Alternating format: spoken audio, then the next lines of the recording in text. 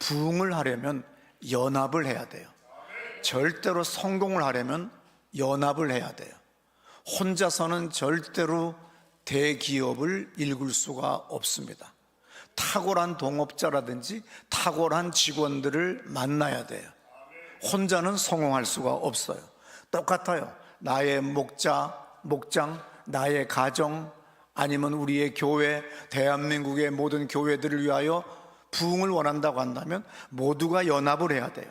예를 들어 가정이 부흥을 하려면 어떤 사람이 말하길 이래요. 아유, 부흥은 촌스럽게, 그건 옛날에 하던 말이잖아요. 그래서 부흥이 사라져 버렸어요. 부흥을 이야기해야 부흥합니다. 축복을 이야기해야 축복을 받아요. 악담을 하면 나도 악담 받아요. 부부도 똑같아요.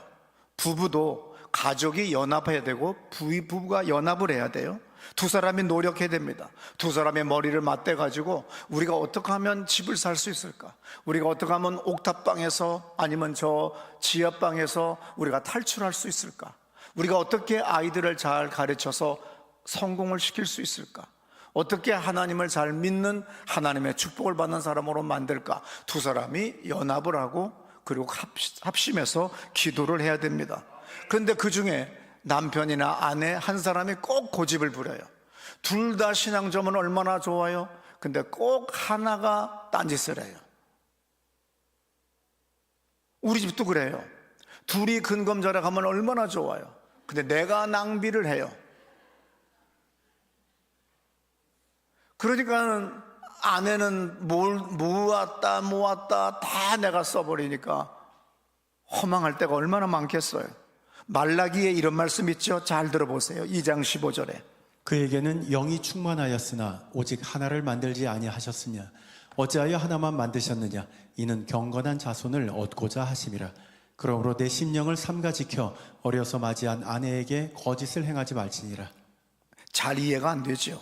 공동 번역으로 읽어드릴게. 너희의 몸과 마음을 묶으실 때 무엇을 바라셨겠느냐? 두 부부를 몸과 마음을 묶어서 부부를 만들었어요. 하나님께서는 후손을 주시려고 하신 것 아니겠니? 애 좀 낳아라 이거야. 하나만 낳지 말고. 근데 김지은 너는 잘했다. 3명 낳았으니. 안지영 넌 둘밖에 안 낳지 않니? 지금 그 얘기 하시는 거예요. 그러니 너희는 마음을 다 잡아 젊어서 얻은 아내를 배반하지 마라. 딴 여자 쳐다보지 말라 이 얘기예요. 전도서 4장 12절에 이런 말씀 있죠. 한 사람이면 패하겠거니와 두 사람이면 맞설 수 있나니 세 겹줄은 쉽게 끊어지지 아니하느니라. 부부가 힘을 합쳐서 기도하고 근검절약하고 근면성실하면 지하셋방에서 옥탑방에서 올라올 수 있어요. 그리고 하나님을 위해 결정적인 순간마다 큰일 할 수 있는 걸 믿으시기 바랍니다. 교회도 똑같습니다. 교인들이 연합해야 돼요. 목장의 목원들이 연합해야 됩니다. 한마음으로 기도해야 됩니다. 교인들이 목자와 교구장과 교역자들의 리더십을 인정하고 존중해 줘야 돼요. 그리고 순종하면서 한마음이 되면 부흥이 일어나는데 뭐 저런 것이 목자야, 뭐 저렇게 무식한 것이 교구장이야 이러고 나가면 아무 일도 안 돼요.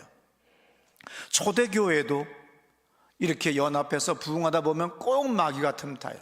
예수님도 금식을 하니까 귀신이 잠시, 마귀가 잠시 떠났더라 이렇게 써 있어요. 여러분, 귀신은 항상 우리를 노리고 있고 우리의 목장, 우리의 가정, 내 자식, 우리의 사업, 우리의 교회, 우리나라 모든 것들을 계속 흔들려고 노리고 있어요. 그러므로 영적 전쟁입니다. 이것을 깨닫고 기도하셔야 돼요. 예를 들어서 사도행전 5장에서 아나니아와 삽비라고 하는 부부가 동시에 3시간 차이로 죽어나가는 장면 우리는 압니다. 왜냐하면 그 시대에 누가 헌금 강요하지 않았어요. 성령의 은혜를 받으면 거의 다가 가난한 로마의 식민지 하 변방에 제대로 평야나 곡식이 많이 나는 그런 나라도 아니에요. 가난해요. 초기 기독교회의 교인들이 가난한 사람들이 많아요. 그래서 서로가 교회 올 때 어느 집의 가정교회예요. 예배당 건물도 없어요. 예를 들어서 안지영 내에 모인, 아니면 민지은 집에 있는 교회에 문안하노니, 이렇게 성경에 써 있잖아요. 조금만 교회지만 어떡합니까? 다 먹을 것들을 들고 와가지고 같이 나눠요. 그 철강왕 카네기,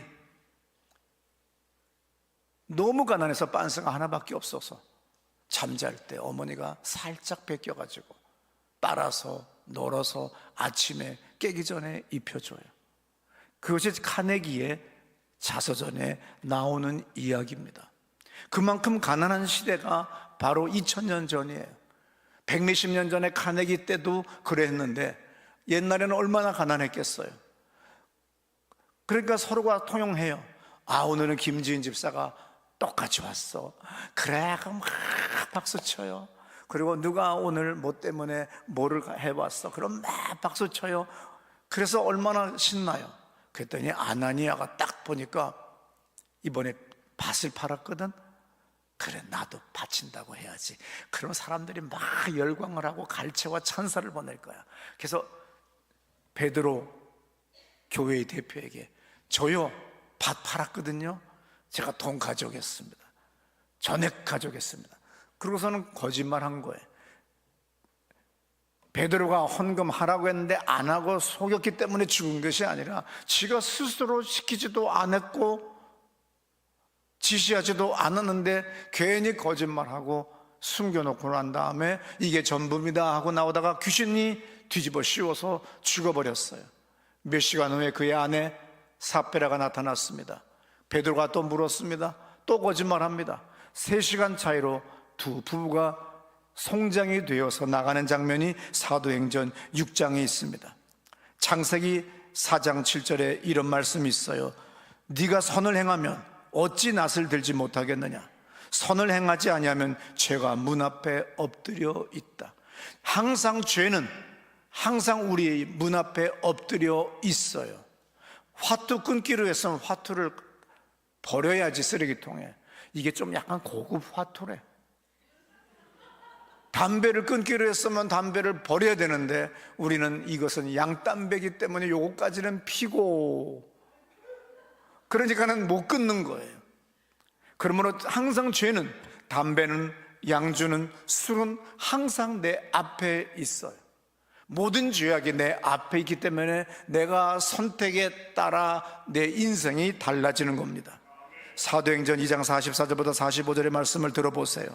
믿는 사람이 다 함께 있어 모든 물건을 서로 통용하고 또 재산과 소유를 팔아 각 사람의 필요를 따라 나누어 주며. 예, 이렇게 사람들이 살아가는 것이 습관화가 됐습니다. 그것이 바로 초기 기독교 공동체의 모습입니다. 사도행전 4장 32절도 보세요. 믿는 무리가 한 마음과 한 뜻이 되어 모든 물건을 서로 통용하고 자기 재물을 조금이라도 자기 것이라 하는 이가 하나도 없더라. 예, 그래서 아나니아가 괜히 허황된 마음, 그래서 자기를 한번 자랑하고 싶고 자기를 한번 보여주고 싶은 그런 허황된 마음을 가지고 하다가 송장이 돼버리는 일이 벌어져요. 우리는 그런 짓 하면 안 됩니다. 교회 교인들 대부분의 사람들은 물건을 통했고 나누었어요. 아나니아가 이때 내가 판 돈 있는데 이것이 전부입니다. 그러고서는 감춰둬버린 거예요. 그런 짓 하지 말라는 겁니다. 하나님은 거짓말을 가장 미워하세요. 그 이유는 요한복음 8장 44절에 이런 말씀이 있죠. 끝에 줄에 보면은 3번째 줄 정도에 그 속에 진리가 없고 진리에 서지 못하고 거짓을 말할 때마다 제 것으로 말하나니 이는 그가 거짓말쟁이요 거짓의 아비가 되었음이니라. 바로 거짓의 아비가 바로 마귀라는 거예요. 요한계시록 21장 8절 들어보세요. 그러나 두려워하는 자들과 믿지 아니하는 자들과 흉악한 자들과 살인자들과 음행하는 자들과 점술가들과 우상 숭배하는 자들과 거짓말하는 모든 자들은 불과 유황으로 타는 못에. 예, 그 당시에 우상 숭배나 수많은 죄악들도 있는데 거짓말하는 것도 그와 같은 급수에 속하는 거예요. 요한계시록에서 계속 하시는 말씀이 뭡니까? 21장 27절의 말씀입니다. 무엇이든지 속된 것이나 가증한 일 또는 거짓말하는 자는 결코 그리로 들어가지 못하되 오직 어린 양의 생명책에 기록된 자들만 들어가리라. 천국은 거짓말하는 사람은 못 들어간다고 분명히 요한계시록 성경의 마지막에 분명히 기록된 것을 기억하셔야 돼요. 가정과 교회와 목장이 부흥할 때는 거짓과 이간질과 육에 속한 것들이 없어야 돼요. 허탄하고 허망한 말들 없애야 돼요. 합쳐서 연합해서 기도해야 됩니다. 그러면 부흥이 일어나요. 우리나라에서 교인 숫자와 교회 숫자가 가장 많았을 때가 1980년대 후반부터 2000년대 초반이에요. 개신교회의 교인이 1000만을 넘었습니다. 그래서 최고 2000만까지 갔다고 얘기할 정도로 교회 안 다닌 사람이 없습니다. 교회의 숫자가 5만 개가 넘었어요. 신학대학에 입학이 어려워서 저 전라도 남쪽까지, 경상도 남쪽까지, 강원도까지, 그리고 로스앤젤레스 한인타운, 뉴욕의 한인타운에도 신학대학이 생길 정도입니다. 그렇게 신학대학을 재수, 삼수에서 들어갈 정도의 시대가 80년대서부터 2010년대까지였었어요. 한국교회의 부흥은 왜 일어났느냐? 단순해요. 교회들이 연합을 했어요. 지금은 연합보다는 서로가 판단하고 정죄하고 단정합니다. 그 당시는 교회들마다 다 새벽 기도할 때마다 한국교회의 부흥을 위해서, 한국의 대한민국의 부흥을 위해서 기도를 했어요. 1973년에 빌리 그레함 목사 초청 전도 집회가 있었는데 한국 목회자들이 전부 다 연합이 돼가지고 5일간 연인원 300만 명이 여의도에서 모였습니다. 6월 3일 마지막 날에는 100만 명이 넘게 그 뜨거운 아스팔트에서 집회를 하고 또 철야를 하고 비를 맞으면서 기도했기 때문에 그 기도가 10년, 20년 뒤에 이렇게 놀랍게 응답이 되는 거예요. 하나님의 기도에 응답하면 전 먼 미래도 응답될 수 있지만 또 내 시대에 내 때에도 응답된다는 걸 믿으시기 바랍니다. 이때 예수를 그리스도로 영접한 사람들이 7만 2천에서 8만 명이 된다고 할 정도로 엄청났었어요. 1974년에는 엑스폴로 74라고 하는 대회가 6일 동안 여의도에서 있었어요. 그래서 대한민국의 교회와 부흥을 위하여, 영혼 구원을 위하여 그렇게 나갔었어요. 1977년에는 평양 대부흥 70주년 기념으로 민족 복음화 대성회가 있었습니다. 여의도 아스팔트 위에서 있었어요. 저 사진 확대해 주세요. 저게 성가대예요. 저기 누가 있어요? 고개 숙인 머리카락 많은 남자, 저 추레닝과 결혼복 입은 남자의 옆에 가운데 안경 낀 남자가 접니다. 그때 성가대가 1만 명인가 5천 명이었어요. 그래서 몇 달 전부터 성가대 연습을 하고, 그래서 맨 앞에 앉아서 제가 할렐루야를 찬양했습니다. 아무쪼록 한국교회의 부흥은 바로 70년대에 한국의 모든 교회들이, 시골의 교회까지, 저 경상도 깡촌, 강원도 깡촌, 전라도 깡촌에서 수많은 사람들이 와서 거기서 밥을 지어 먹으면서 옛날에 그 가난한 시대 때 한국교회 연합을 위하여, 부흥을 위하여 기도했더니 1000만 명이 넘는, 그래서 어느 사모님이, 80살 되신 사모님이 얘기해요. 그때는 십자가만 걸어놔도 교인들이 왔다는 거예요. 그런 부흥이 어디서 와요? 연합인 겁니다. 하박국 3장 2절의 말씀 들어보시겠어요? 여호와여, 내가 주께 대한 소문을 듣고 놀랐나이다. 여호와여, 주는 주의 일을 이 수년 내에 부흥하게 하옵소서. 이 수년 내에 나타내시옵소서. 진노 중에라도 긍휼을 잊지 마옵소서. 네, 여기 다시 첫 번째 장면을 보시면 뭐라고 나와요? 여호와여, 내가 주께 대한 소문을 듣고 놀랐나이다. 여호와여, 주는 주의 일을 이 수년 내에 부흥케 하옵소서. 이 수년 내에 나타나시옵소서. 모든 교회들은 부흥을 위해서 기도할 때마다 저것을 표어로 내걸었어요. 왜냐하면 50년대에 졸업한 목사님들이 대한민국의 담임 목사님들이었기 때문에. 근데 해석학이 발달하고 원어를 공부해 보니까 틀린 말이었어요. 주의 일이라는 건 무슨 뜻이에요? 주의 일? 하나님의 행위를 얘기해요. 부흥케 하옵소서라는 말은 숫자적인 부흥을 얘기하는 것이 아니라 병든 우리, 포로로 잡혀갈 우리, 미래를 알 수 없는 우리, 왜냐하면 바벨론 침공 앞에서 멸망되기 직전에 살려달라고 예언자의 간절함을 이렇게 표현한 거예요. 그렇지만 우리나라 목사님들은 이것을 그냥 아전인수격으로 해석을 해서 지어주는 주의를 2000년 내에 부흥케 하옵소서. 그러니까 주님의 일, 나는 주님의 그 전능하심, 그 놀라우심, 위대하심을 이미 익히 알고 들었습니다. 이제 우리가 포로로 끌려가게 됐고 이 나라는 멸망하게 됐습니다. 우리를 회복시켜 주세요. 우리를 살려주세요. 그 뜻이 바로 여기서는 부흥이라고 하는 단어로 나왔던 것을 우리 옛날 선배 목사님들은 이것을 부흥의 표 성경 구절로 많이 썼던 것을 알 수가 있습니다. 아무쪼록 결과적으로 성경을 어떻게 이해하든 연합을 해서 함께 기도하니까 주님이 성경을 잘못 해석해도 주님은 축복해 주세요. 기도는 미래의 응답도 있지만 나의 시대도 경험할 수 있다고 하는 것, 이것을 여러분들이 꼭 믿으셔야 됩니다. 지금 전 세계적으로 전쟁들이 일어나는 것은 이런 것을 볼 때에 북한의 적대적인 대남 협박, 공갈, 핵폭탄을 가지고 남한을 공갈 협박, 미국에 대하여 공갈 협박하는 거, 이런 거, 바로 이것이 바로 하박국 3장 2절의 환경이에요. 하박국 3장 2절의 말씀과 같이 우리는 이 기도가 필요한 겁니다. 주님 살려주세요. 주님의 전능하심을 보여주세요. 수백만 명이 굶어 죽어가는, 노예같이 살아가는 저 정권이 하나님의, 우리의 상상을 초월하는, 내가 전혀 생각해 본 적이 없는 놀라운 일로 역사해 주세요. 이 기도가 바로 하박국 3장 2절의 기도가 필요한 우리들의 모습이에요. 어느 집단이나 민족이나 어떤 종교에서도, 특별히 한국 기독교 안에서 마귀 앞잡이 노릇하는 사람들이 많이 있어요. 그건 뭐냐면 자기 교단, 자기 신학교에서 배운 것만이 최고라는 거예요. 그러면 한국의 신학대학이 얼마나 많아요? 교단이 얼마나 많아요? 예를 들어서 사람은 영혼과 육으로 되어 있다. 아니다.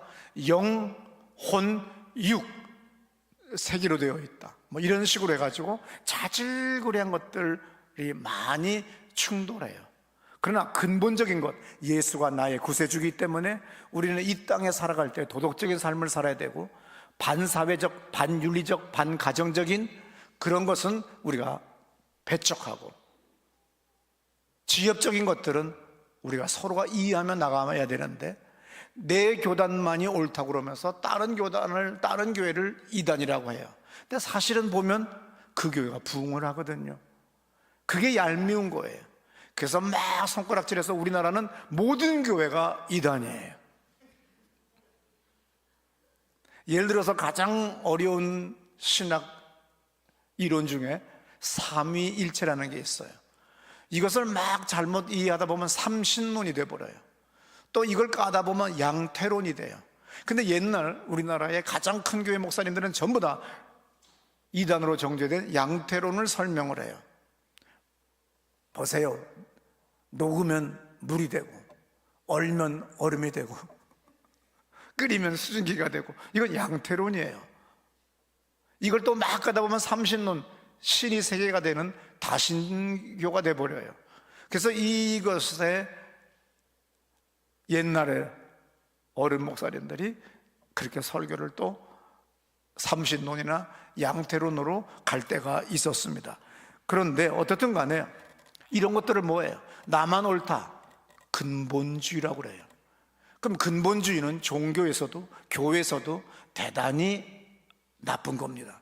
근본주의적인 것이 권력을 잡거나 권력과 결탁을 하면 이란의 혁명 수비대나 주변 나라의 드론과 미사일을 막 쏴붙이는 거예요. 그냥 완전히 동네 양아치, 국제 양아치가 되는 거예요. 그래서 토마스 캠블이 이런 말을 했어요. 다 같이 읽습니다. 성경이 말한 것은 말하고 성경이 침묵하는 것은 침묵한다.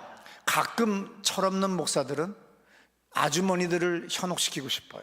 그래서 아주머니들 앞에서 자기 자랑하고 싶어가지고 제가 깨달았습니다. 제가 저 지리산 동굴에서 기도하다가 깨달았습니다. 또 어떤 남자는 그래요. 저는 뱀들이 우글거리는 동물 속에서 기도해가지고 마귀를 이겼습니다. 뱀은 잡아먹으면 되지 뭘 마귀를 이겼다고, 그냥 상징적인 용어인데. 그래가지고 특이하게 해석을 해나가요. 근데 나중에 사람들이 몰려오니까 그게 뭐예요? 다 사기였고 잘못된 것다는 걸 알아요. 그래서 저만 계시받았습니다. 우리 교회만이 옳은 겁니다. 이렇게 나가면 이단이나 사입이나 무식한 거나 아니면 근본주의에 속한 것들이에요. 그래서 토마스 캠블은 아주 유명한 처치 오브 크라이스트의 신학자입니다. 그래서 기독교 역사에 대단히 유명한데 그의 아들 알렉산더 캠블도 대단히 유명한 신학자예요. 이분이 말했어요. 다 같이 읽습니다. 본질은 일치를, 비본질에는 자유를, 매사에는 사랑으로. 알렉산더 캠블, 다시 말해서 토마스 캠블의 아들 신학자가 얘기한 거죠. 본질적인 건 우리 일치해야 되죠. 오직 하나님만이 유일하신 하나님이십니다. 예수만이 유일하신 구세주이십니다. 예수를 통해서만이 하나님 아버지 앞에 나갈 수가 있습니다. 구원의 길은 오직 예수에게만 주었습니다. 그러면 예수를 나의 구세주로 고백할 때 천지를 창조한 창조주 그분이 나의 아버지가 되십니다. 그래서 우리는 그분에게 직접 예수의 이름으로 나갈 수가 있습니다. 이것은 타협할 수 없는 본질이에요. 그러나 비본질적인 것들, 그것들은 일치해야 돼요. 그럼 매사에 사랑으로 품고 나가면 놀라운 축복이 있어요. 얼마나 웃기는지 몰라요. 어느 날 미국에 그리고 캐나다에 남미의 교회들이 이렇게 부흥하고 날마다 예배드립니다. 우리도 이렇게 합시다. 근데 그 목사님이 능력이 없으셨어요. 그냥 사람만 막 모였어요. 근데 어느 날 다른 교회 목사들이 그 목사님이 주장한 그 기사 내용을 보고 미국으로, 캐나다로, 남미로 가서 그 능력이 나타나니까 그다음부터 이단이래. 이것이 한국의 모습이에요. 어떻게 보면 확대해서 가면 근본주의적 사고를 가지고 독선적이고 독단적으로 나가니까 마지막 그 목회가 인생이 망쳐져요. 가장 중요한 건 매사를 사랑으로, 매사를 다 포용하고 나가는 거예요. 그러면 하나님의 놀라운 은혜와 은총이 넘치는 걸 믿으시기 바랍니다. 우리 교회는 비록 작은 교회지만 한국교회의 부흥을 위해서, 대한민국의 부흥을 위해서, 이 지역교회의 부흥을 위해서, 또 우리의 심령의 부흥을 위해서 기도하세요. 우리 아들 대학 가게 해주세요. 우리 아들 편입 잘하게 해주세요. 우리 아들 군대 갔으니까 잘 있다 오게 해주세요. 우리 아들 취업하게 해주세요. 이따위 기도하다가 나중에 신앙도 없어요. 무슨 소용이 있어요? 사람이 죽음으로 끝나는 것이 아니라 심판이 있고 영생이 있는데, 그것을 영생을 줘야 되는데 이 세상만 가르쳐 준 거예요. 아버지 부모의 무지가 그렇게 자식을 지옥불로 들어가게 만드는 겁니다. 그래서 이제는 심령의 부흥을 위해서 기도해야 됩니다. 오늘 본문에서 기독교 역사에서 가장 중요한 사건이 일어났어요. 예수께서 약속하신 성령 하나님이 오셨습니다. 누가복음과 사도행전에서는 성령은 능력과 결부되어 있어요. 능력이 디나미스, 다이나마이트의 원어가 되죠. 성령의 역사가 다이나마이트 폭탄 터지듯이 놀라운 역사가 일어난다는 거예요. 그것이 어원이 바로 디나미스 헬라어에서 나온 겁니다. 하나님의 일은 하나님이 주시는 능력으로 행해야 된다고 하는 김경진 교수의 주석에서 제가 읽은 적이 있어요. 마가복음 6장 7절에 12제자를 부르사 둘씩 보내시며 더러운 귀신을 제어하는 능력을 주셨다, 권능을 주셨다고 했는데, 오늘날 많은 사람들이 학적인 설교를 하려고 하니까 교회가 쇠퇴하기 시작했어요. 성령의 능력으로 전진해야 돼요. 사도행전 2장 1절에 오순절 날이 이미 이름에 그들이 다 같이 한 곳에 모였더니, 다 같이가 뭐예요? 연합입니다. 그리고 한 곳에 모였어요. 고린도전서 15장 6절에서는 500여 명의 사람들이 모였다고 기록되어 있습니다. 사도행전 4장 31절이 중요합니다. 들어보세요. 빌기를 다함에 모인 곳이 진동하더니 무리가 다 성령이 빌기를 다음에 모든 무리가, 온 무리가 연합해서 다 기도했더니 놀라운 일이 벌어졌어요. 그 사람들이 있는 곳이 진동을 했어요. 그 진동이 뭐냐? 물리적 흔들림이에요. 그러니까는 내가 가만히 서 있으려고 하는데도 못 서 있고 막 움직이는 거예요. 어떻든 간에 여기 뭐예요? 물리적 흔들림, 사류오라고 하는 단어로 써 있어요. 단순히 떨리는 수준을 넘어서 기초가 흔들릴 정도로 진동하는 역사가, 내가 진동하는 것이 아니라 이 땅이, 이 건물이 진동하는 것처럼 느껴지는 거예요. 그렇게 성령의 역사하심이 이 교회에 있도록, 모두가 경험하도록 기도하셔야 됩니다. 사도행전 마태복음 18장 20절에 이런 말씀 있죠. 다 같이 들어보세요. 두세 사람이 내 이름으로 모인 곳에는 나도 그들 중에 있느니라. 두세 사람이 뭐예요? 연합이에요. 비록 작은 무리지만 연합으로 기도하세요. 마태복음 18장 20절입니다. 내가 너희에게 분부한 모든 것을 가르쳐 지키게 하라. 볼지어다 내가 세상 끝날까지 너희와 항상 함께. 네, 주님이 우리와 연합하시겠대요. 그러면 항상 아침마다 밤마다 자기 전에 자고 나서도 주님 저와 함께 해주세요. 오늘 저와 함께 해주세요. 그러면 주님께서 놀랍게 역사하시고 여러분의 자녀들에게 심령의 부흥을 위해 기도하세요. 여러분의 목장의 부흥을 위해 기도하세요. 대한민국의 모든 교회들의 부흥을 위해 기도하세요.